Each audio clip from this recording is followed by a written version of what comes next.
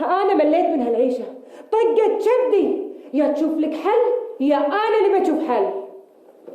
يا سلام، الحين مليتي بعد ما طاح الفاس بالراس وحملتيني ديون وخليتيني اكره دوامي واغيب لين فنشوني، وياي تقولي لي اشوف حل؟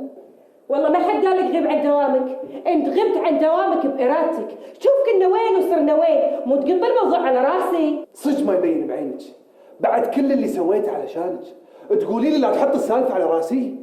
انا اللي كاسر ظهري فيصل، ولا انت عقب اللي قلتيه مالك قاعده عندي؟ صدق والله مالي قاعده عندك، كل هذا عشان قلت لك بنسافر. انت شنو؟ ما عندك احساس؟ اقول لك انا تحملت ديون وفنشوني من دوامي تقولي لي عشان السفر؟ احمد ربك اني للحين عايشه معاك، واحده غيري ما تقعد معاك هني ربع ساعه في البيت. انا شنو باخذه منك عشان انت تعايرني وتقول لي ديون؟ شنو؟ خليتيني ادفع ما وراي ديوني، وماكو بنك ما خذيت منه قرض، وماكو شركه ما تسلفت منها، واخر شيء تقولي لي ايش سويت لي؟ صدق ما يملي عينك للتراب.